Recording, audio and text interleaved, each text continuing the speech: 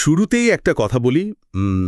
মানুষের জীবন মাঝে মাঝে এমন কিছু অদ্ভুত স্ক্রিপ্ট তৈরি করে যা আসলে যে কোনো থ্রিলার সিনেমাকেও হার মানায়। একদম সত্যি। আমরা তো প্রায়ই দেখি চারপাশে বিশাল ক্ষমতার দাপট। হ্যাঁ, টাকার অহংকার। আর বাইরে থেকে দেখলে মনে হয় যেন এই অবস্থাটা চিরস্থায়ী। কিন্তু এই সবকিছু যদি একটা তাসের ঘরের মতো হুড়মুড় করে ভেঙে পড়ে। ঠিক এই বিষয়টা নিয়ে আজকে আমরা ঘাঁটতে বসেছি। আমাদের আজকের এই গভীর আলোচনার মূল সোর্স মেটেরিয়াল হল the merchant of humility, a lesson in fate নামের একটি দারুণ ডকুমেন্ট বা গল্প। খুবই পাওয়ারফুল একটা সোর্স। হ্যাঁ, আমরা এখানে মূলত রাশেদ চৌধুরী নামের এক ধনকুবেরের জীবনের পুরো গ্রাফটা নিয়ে চুলচেরা বিশ্লেষণ করব। মানে কিভাবে তার বিশাল সাম্রাজ্য গড়ে ওঠে, ক্ষমতার চূড়া থেকে কিভাবে তার একদম পতন ঘটে যায়। এবং সবচেয়ে ইন্টারেস্টিং জায়গাটা হলো কিভাবে সব হারিয়ে সে আবার একজন নতুন মানুষ হিসেবে ফিরে আসে। একদম। তবে আমরা শুধু গল্পের প্লট নিয়ে পড়ে থাকব না। এই যে মানুষের পতন এবং তার ভেতর থেকে বিনয়ী হয়ে ওঠার শিক্ষা, এর পেছনের সাইকোলজি বা মনস্তত্ত্বটা আসলে কি, সেটা ডিকোড করাই আজকের এই আলোচনার মূল লক্ষ্য। এখানে এই সোর্স ম্যাটেরিয়ালটা পড়ার সময় আমার মাথায় প্রথম যে বিষয়টা স্ট্রাইক করেছে তা হলো ক্ষমতার ইলিউশন বা ভ্রিবম। ভ্রিবম মানে সে কি বুঝতে পারত না? আমরা যখন এই গল্পটা দেখি তখন কেবল একজন ব্যক্তির উত্থান পতন দেখি না আসলে। আমরা মানব চরিত্রের খুব বেসিক একটা কনফ্লিক্ট দেখতে পাই।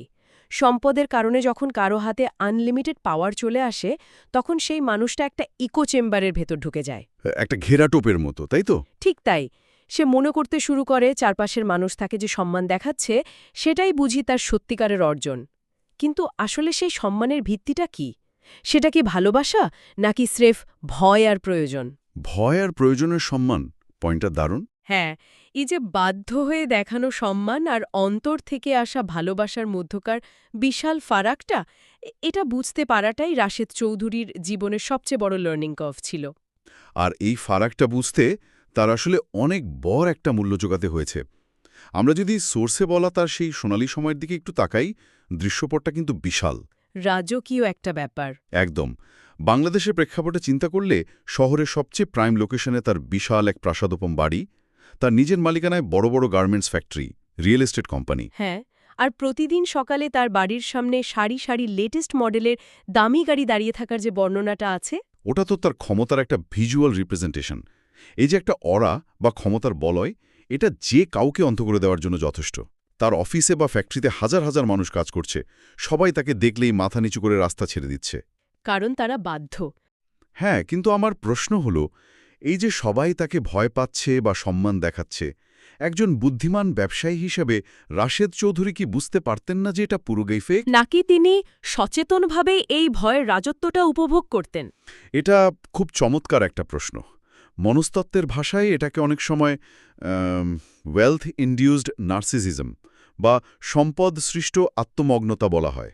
Wealth induced narcissism. হ্যাঁ, যখন একজন মানুষের কাছে অডিয়েল টাকা চলে আসে এবং সে দেখে যে টাকা দিয়ে সমাজের প্রায় প্রতিটা স্তরকে নিয়ন্ত্রণ করা যাচ্ছে, তখন তার ব্রেন একটা অন্যভাবে কাজ করতে শুরু করে। মানে লজিক্যাল চিন্তার প্যাটার্নটা বদলে যায়।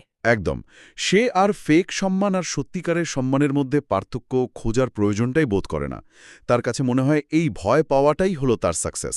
রাশেদ চৌধুরীর কাছে ক্ষমতা আর টাকা ছিল একটা ঢালের মতো। কিন্তু এই ঢালের আড়ালে সে তো ক্রমশ একা হয়ে পড়ছিল। সেটাই তো। মানুষ তাকে ভয় পেত কারণ তিনি ছিলেন চরম কৃপণ এবং রূঢ়। তার ভেতরে এই বিশ্বাসটা গেঁথে গিয়েছিল যে তার এই ক্ষমতার কারণে দুনিয়া তার কথায় উঠছে আর বসছে। এই পর্যায়ে এসে মানুষ আসলে ইমোশনাল আইসোলেশনে চলে যায়। ইমোশনাল আইসোলেশন মানে চারপাশের মানুষের অনুভূতিগুলো আর বুঝতে না পারা। ঠিক, তারা চারপাশের মানুষের কষ্ট, অভাব বা ইমোশনগুলোকে আর রিড করতে পারে না। তাদের কাছে অন্য মানুষগুলো হয়ে যায় কেবলই কিছু অবজেক্ট বা টুলস, যাদের দিয়ে নিজের স্বার্থ উদ্ধার করা যায়। এই ইমোশনাল আইসোলেশনের সবচেয়ে নির্মম এক্সপ্রেশনটা আমরা দেখি সোর্সে উল্লেখিত একটা নির্দিষ্ট ঘটনায়, ওই যে বৃদ্ধ ভিক্ষুকের ঘটনাটা। আহারে, ওই জায়গাটা পড়ার সময় সত্যিই খুব খারাপ লাগছিল। হ্যাঁ, একদিন সকালে রাশেদ চৌধুরী তার সেই জাঁকজমকপূর্ণ অফিসে ঢুকছিলেন। ঠিক সেই মুহূর্তে একজন বৃদ্ধ ভিক্ষুক, যার বয়স হয়তো অনেক, শরীর কাঁপছে, সে তার সামনে এসে দাঁড়ায়। আর বৃদ্ধের চাওয়াটা কিন্তু খুব সামান্য ছিল। তিনি চরম বিরক্তি আর রাগ নিয়ে বললেন, কাজ করতে পারো না, ভিক্ষা করে বেড়াও কেন? এই যে একটা জাজমেন্টাল কথা। হ্যাঁ, বৃদ্ধ যখন জানালো যে বয়সের ভারে সে কাজ করতে পারে না, তখন রাশেদ তাকে রীতিমতো অপমান করে সেখান থেকে তাড়িয়ে দেন। তার স্টাফরা সেখানে দাঁড়িয়েছিল, কিন্তু রাশেদের ক্ষমতার ভয়ে কেউ টু শব্দ করেনি। কেউ তাকে থামায়নি। কিন্তু এখানে আমার একটা খটকা লাগে। একজন সফল মানুষ কি রাতারাতি এমন অমানবিক হয়ে যায়? নাকি এই যে কাজ করতে পারো না, এই জাজমেন্টাল মানসিকতার পেছনে অন্য কোনো সাইকোলজি কাজ করে? এই জাজমেন্টাল মানসিকতার পেছনে সাইকোলজিতে খুব পরিচিত একটা টার্ম আছে, এমপ্যাথি গ্যাপ বা সহানুভূতি শূন্যতা। এমপ্যাথি গ্যাপ একটু বুঝিয়ে বলবেন? ধরুন, যখন মানুষ নিজে সফল হয় তখন তাদের মধ্যে একটা বায়াস বা পক্ষপাতিত্ব কাজ করে। তারা ভাবতে শুরু করে যে তাদের এই সাফল্যের পেছনে শতভাগ অবদান কেবল তাদের নিজস্ব পরিশ্রম আর বুদ্ধির। ওহ, মানে তারা লাক বা পরিস্থিতির ভূমিকাটা অস্বীকার করে। একদম। তারা জীবনের লাভ, সামাজিক সুবিধা বা অন্যান্য ফ্যাক্টরগুলোকে পুরোপুরি ইগনোর করে। ফলস্বরূপ, যখন তারা কোনো গরিব বা ব্যর্থ মানুষকে দেখে, তখন তাদের সাবকনশিয়াস মাইন্ড সিগন্যাল দেয় যে এই লোকটা গরিব কারণ সে অলস, সে কাজ করে না। বুঝতে পেরেছি। রাশিদ চৌধুরী ঠিক এই এমপ্যাথি গ্যাপের শিকার ছিলেন। হ্যাঁ, তিনি ওই বৃদ্ধের বয়সের ভার বা অক্ষমতা দেখতে পাননি। তিনি শুধু দেখেছেন একজন মানুষ যে কাজ না করে অন্যের কাছে টাকা চাইছে। তার বন্ধুরা যখন তাকে কখনো বলতো মানুষকে একটু সাহায্য করতে, তিনি তাচ্ছিল্য করে বলতেন, ওই যে টাকা থাকলে সব পাওয়া যায়। ঠিক। এই অহংকারটা তাকে এতটাই অন্ধ করে রেখেছিল যে তিনি বুঝতেই পারছিলেন না তার এই সম্পদের পাহাড় কতটা ভঙ্গুর একটা ইকোসিস্টেমের ওপর দাঁড়িয়ে আছে। এবং সেই ভঙ্গুর ইকোসিস্টেমের পতনটা যখন শুরু হলো, সেটা যেন কোনো সিনেমার ক্লাইম্যাক্সকে ওর হার মানায়। হ্যাঁ, এটাকে বোধহয় মার্ফির ল বলা যায়। যা কিছু খারাপ হওয়ার সব যেন একসাথে হতে শুরু করলো। পতনের ট্রিগার পয়েন্টটা তো ছিল একটা ভুল ব্যবসায়িক সিদ্ধান্ত। হ্যাঁ, রাশেদ চৌধুরী একটা বড় প্রজেক্টে কয়েক কোটি টাকা ইনভেস্ট করেছিলেন, কিন্তু তার যে বিজনেস পার্টনার ছিল সে ওই বিশাল অঙ্কের টাকা নিয়ে রাতারাতি হাওয়া হয়ে যায়, একেবারে নিখোঁজ। বিশাল একটা ধাক্কা। এখন ব্যবসায় লস হওয়া বা পার্টনারের ধোঁকা দেওয়াটা তো অস্বাভাবিক কিছু না। অনেক বড় বড় ব্যবসায়ী জীবনে এমন ধাক্কা খান এবং আবার ঘুরে দাঁড়ান। কিন্তু রাশেদ চৌধুরীর ক্ষেত্রে এই ধাক্কাটা একটা চেইন রিয়াকশন বা পতনের শৃঙ্খল তৈরি করল কেন? কারণ তার ওই সাম্রাজ্যটার কোনো ইমোশনাল বা সোশ্যাল শক অ্যাবজর্বার ছিল না। পার্টনারের ধোঁকা খাওয়ার পরপরই কিন্তু দুর্যোগের একটা সাইক্লোন শুরু হয়। হ্যাঁ, সোর্সে বলা আছে এরপর তার সবচেয়ে বড় ফ্যাক্টরিটাতে ভয়ঙ্কর আগুন লাগে। ইন্স্যুরেন্স বা ব্যাকআপ হয়তো সেভাবে কাজ করেনি, লাখ লাখ টাকার ক্ষতি নিমিষেই হয়ে যায়। এরপর আসে ব্যাংকের চাপ। ব্যাংক তো আর ইমোশন বোঝে না, তারা লোন রিকভার করতে চায়। মামলা, দেনা, পাওনাদারদের চাপ সব মিলিয়ে মাত্র কয়েক মাসের ব্যবধানে তার তিলে তিলে গড়া সাম্রাজ্য পুরো ধসে পড়ে। এখন আপনি যে প্রশ্নটা করলেন, কেন সে ঘুরে দাঁড়াতে পারল না? ঘুরে দাঁড়ানোর জন্য মানুষের একটা সোশ্যাল সাপোর্ট সিস্টেম লাগে, বন্ধু লাগে, শুভাকাঙ্ক্ষী লাগে। কিন্তু রাশেদের তো সেটা ছিল না। সবাই তো তাকে ভয় পেত। হ্যাঁ, তার চারপাশের সম্পর্কগুলো নিয়ে যদি আমরা একটু বিশ্লেষণ করি, তাহলে একটা ইন্টারেস্টিং কনসেপ্ট দাঁড় করানো যায়। তার সম্পর্কগুলো ছিল অনেকটা ফিয়াট কারেন্সি বা কাগজে মুদ্রার মতো। ফিয়াট কারেন্সি, এই অ্যানালজিটা একটু ক্লিয়ার করবেন।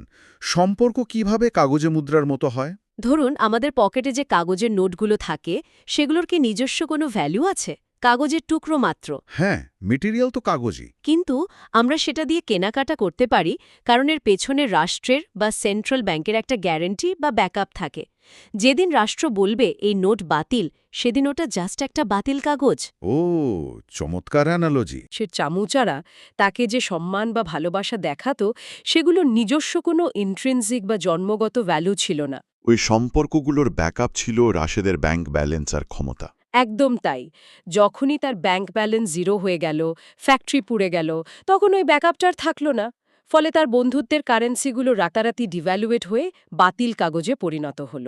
সে যখন বিপদে পড়ে বন্ধুদের ফোন করল, কেউ ফোন ধরল না। আত্মীয়রা মুখের উপর বলে দিল যে তারা কোনো সাহায্য করতে পারবে না। এটাই তো রিয়েলিটি। তার মানে দাঁড়ায়, রাশেদ চৌধুরী যখন ক্ষমতা আর টাকার দম্ভে মাটিতে পা ফেলতেন না, তখন তিনি আসলে বুঝতে পারেননি যে তিনি একটা সোশ্যাল আইসোলেশনের ভেতর দিয়েই যাচ্ছিলেন।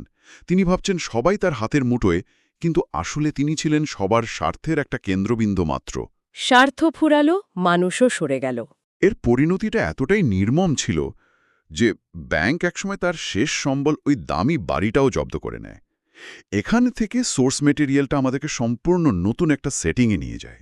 দৃশ্যপটটা পুরো বদলে যায়। হ্যাঁ, যে মানুষটার বাড়ির সামনে সারি সারি গাড়ি থাকত তাকে আমরা দেখতে পাই শহরের একটা ধুলোমাখা ফুটপাথে বসে থাকতে। তার পরনে মলিন কাপড়, চোখে মুখে চরম ক্লান্তি, আর সবচেয়ে বড় কথা, তীব্র ক্ষুধা।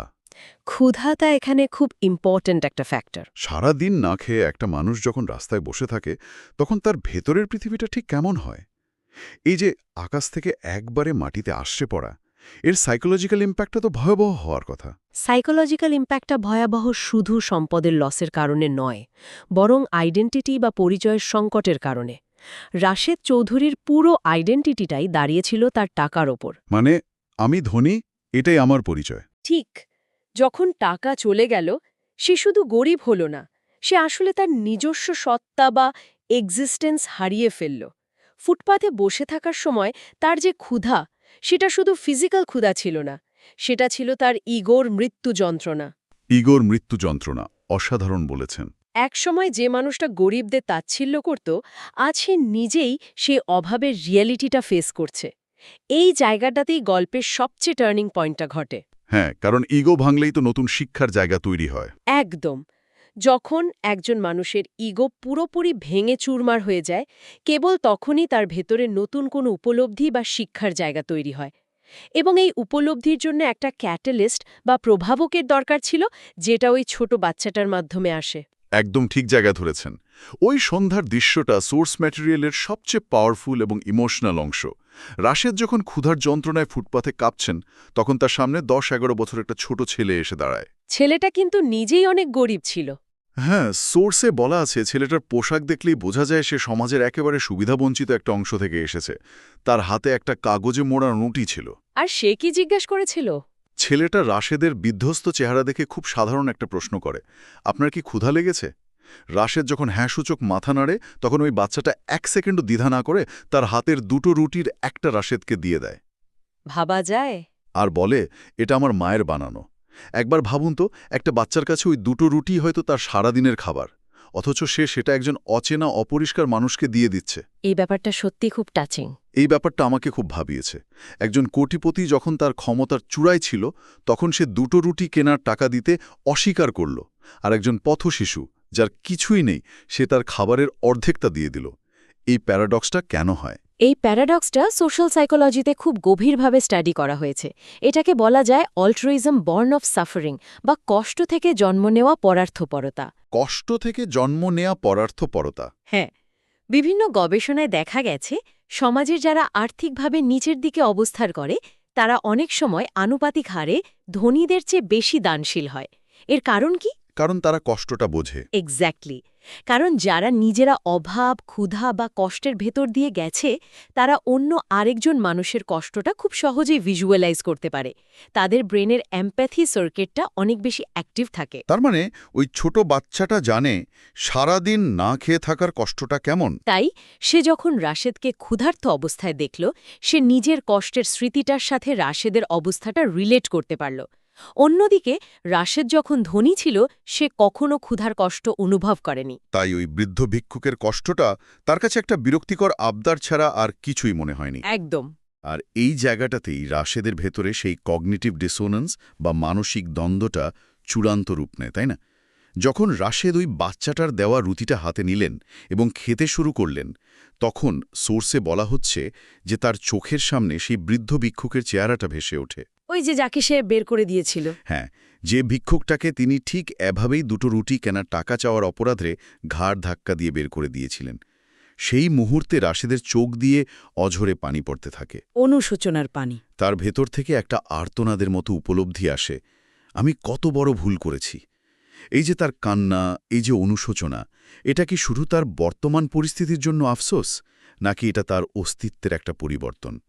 এটা মোটেও নিজের অবস্থার জন্য আফসোস ছিল না, এটা ছিল তার সাইকোলজিক্যাল রিবার্থ বা মনস্তাত্ত্বিক পুনর্জন্ম। মনস্তাত্ত্বিক পুনর্জন্ম। হ্যাঁ, যখন সে দেখল যে একজন নিঃস্ব পথশিশু তাকে নিঃস্বার্থভাবে সাহায্য করছে, তখন তার অহংকারের সেই পুরনো কাঠামোটা পুরোপুরি ধসে পড়ল। সে বুঝতে পারল যে কোটি কোটি টাকা থাকা সত্ত্বেও সে কখনো প্রকৃত মানুষ হতে পারেনি। সে তো শুধু তার সম্পদ দিয়ে একটা দেয়াল তুলেছিল মাত্র। ঠিক।